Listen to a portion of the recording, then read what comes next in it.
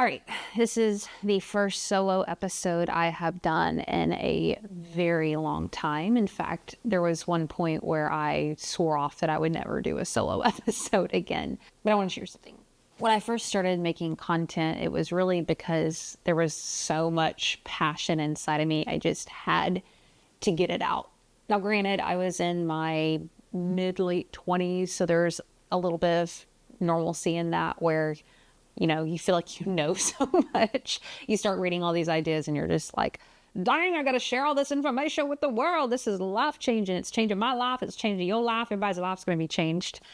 And there was just an overflow of passion. It was so weird, something I did not expect to happen. As I've gotten older, passion isn't as easily available, which is crazy to me because I am a passionate gal. I mean, I still am, but to the level that it was, I can just see it slowly fading. And I realize that, maybe this isn't just me. Maybe this is an age thing, because when I look at younger folks, they are lit up AF. And then I'm kind of looking towards the future, and it's really hard for me to find, quote, older people, mature people who have a fire in their bones, something that they want to share. And I think there's a good element to that because there's a level of maturity and wisdom that comes with being slower to speak and so forth. But there's also this kind of red flag for me of like, oh, shoot, how do you enter into wisdom without becoming complacent? And as I've been doing a lot of reflecting over the past, really it's been about a year, where I can kind of see this apathy bug kind of creep in and just looking at it and seeing where is this coming from. And I mentioned before, I stopped doing solo episodes and stopped sharing as much of my opinion and my thoughts online because honestly, I got really, really burnt out at one point. And I mean, rightfully so. I've made hours of content, years of content, into the thousands of hours range for sure. And I got to a point where, or I just recently realized that I had been operating from a place of logic, of trying to convince people of something. You read something or you get something, and so you're in your excitement, you want to share everything with folks, which is good, right? But when you completely operate from a place of I am trying to convince you of something, I am trying to logically wrestle with you, not only does it burn you out as a creator, but also too, you start to realize, why would I want to convince you of anything? Because if you and I don't adopt new beliefs and behaviors from a place of deep conviction, of knowing, then it's not sustainable. Anybody who's gone through the deconstruction process with religion knows this is true. We grew up folks telling us something that's true, and we're like, okay, it's true. And you start to resent that because you have to start wrestling with what was woven into your brain, as opposed to being grateful for what God and you have woven into your bones, So we're trying to return back to a place of knowing as opposed to a place of unlearning. Does that make sense? So a couple of years ago, I was like, you know what? I'm getting exhausted trying to convince people. It's actually not helping because I don't like when people try to convince me. People need to come to a place in themselves where they hear directly from source and they start to change. And so kind of like, not like an F it, but almost like what's the point? You know what I mean?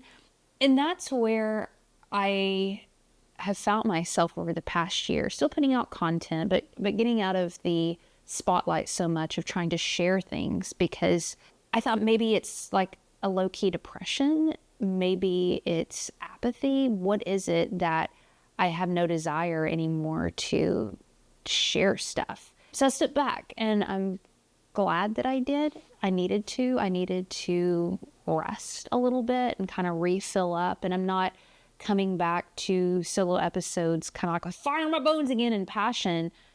Honestly, I've been shocked how much I have to fight for passion now. But being in a place where you're not contributing and not giving and not sharing.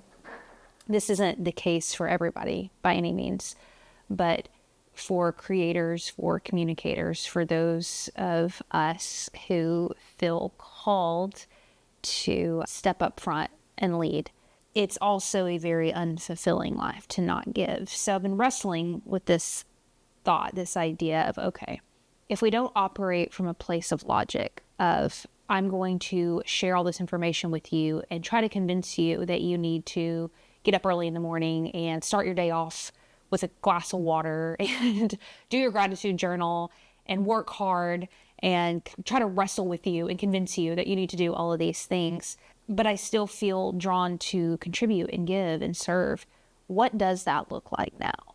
And I don't have the full answer to it. I am sharing my process with you to see if maybe you can find yourself somewhere in it. But I've been thinking about, well, what has really helped me? What have I appreciated from other creators?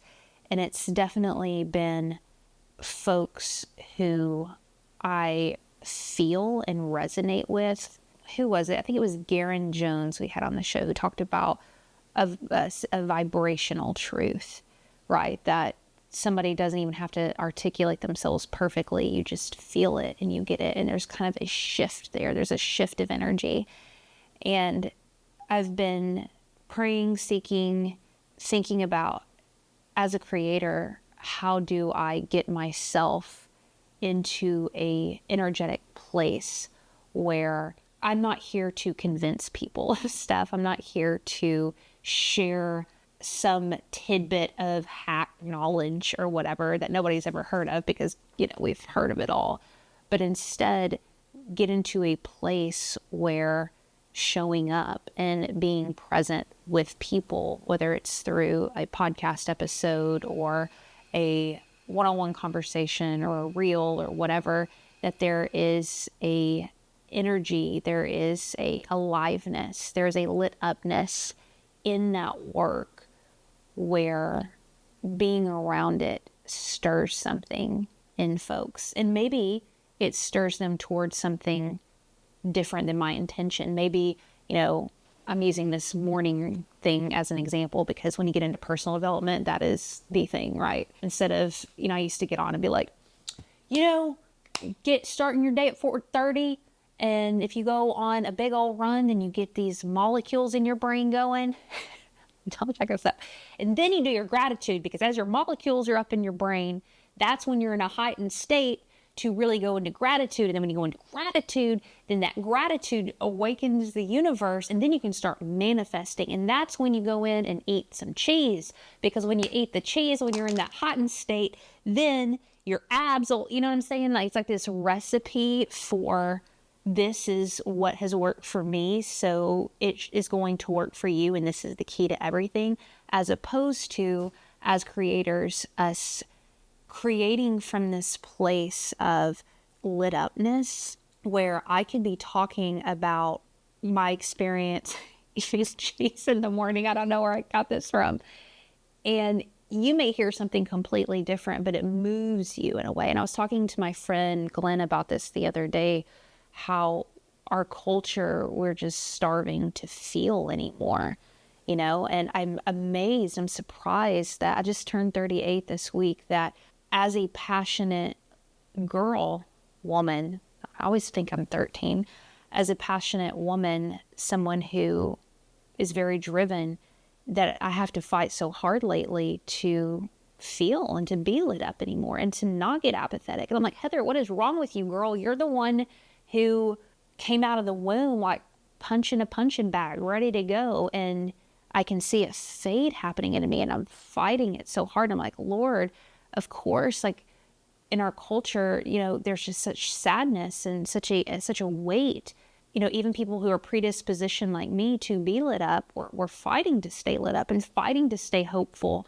What is the answer here?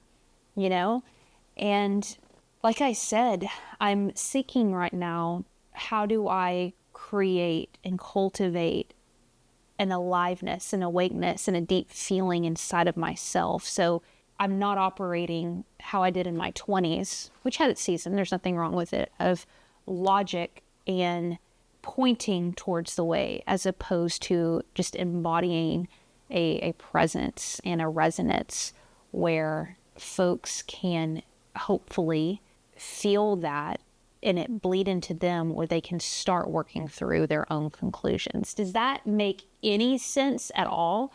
I don't know. I don't know if it does. So I put here, maybe we're giving the wrong thing.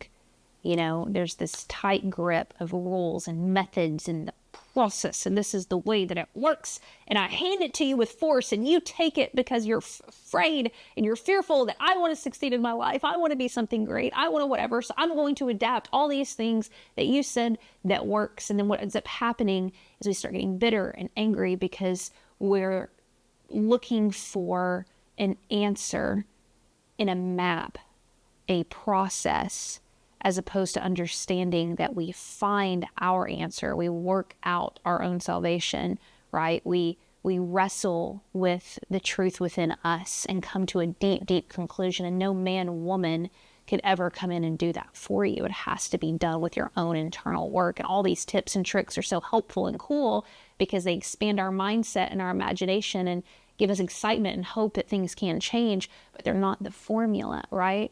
And so this tight grip, and I'm sharing this as a consumer, but also to us as creators, being so mindful that we're not prescribing people things, but we're inviting folks to think and to feel and to come to their own answer, because that's the only answer that will last, because it's real, right? Also put here, when you cling too tightly, you lose control. Don't you love that 80s song? Cling too tightly, you're gonna lose control. I love hair bands. Why is that not a thing anymore? But think about it. You hold on to something that this is the way. And what an unimagined life. Like what Will Reynolds said in a recent interview. Actually, it's coming out in a minute. It's pretty good. You should listen to it, Will Reynolds. So a way of being. I wanted to read real quick 101 essays that will change the way you think. Brianna Wiest just finished this, and she talked about oh my God, I don't know how to pronounce this, y'all. I'm so sorry. In the Tao, T-A-O. I'm Southern. I'm going to say the Tao. In the Tao, T-A-O. Forgive me, y'all. Forgive me. She referenced it and says that softness is the equivalent of life. Softness is the equivalent of life. Bodies stiffen in death. Trees that harden are cut down. Therefore, hardness is death and softness is life. And I think we have it, I know I've had it really confused, where I equate passion with sternness and rigidness.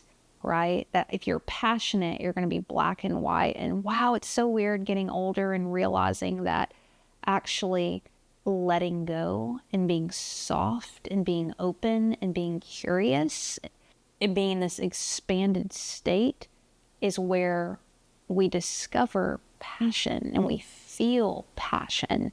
It's wild. So this solo episode, Apathy, I would say that I'm fighting it right now, but I'm aware of it. I don't want to operate from that place. I don't want to allow myself to sink into a place of drifting like Napoleon Hill talks about. And it's wild that, as I'm making a blanket statement here, it seems as though as we get older, we have to be more aware of that apathy sinking in and come up with tools and methods to recognize it. So that's what I'm seeking after right now. My own lit upness, and trusting that me operating from a place of lit upness is enough, and that I don't have to convince you or anyone of anything. I'm curious your thoughts as a creator. I'm going to put this up on YouTube so you can go and actually comment there and leave me your thoughts and let me know how to pronounce the Tao, T-A-O. I'm not trying to be disrespectful, y'all. I'm just Southern homeschooled hot mess. Love you. We'll get back to interviews in the next episode.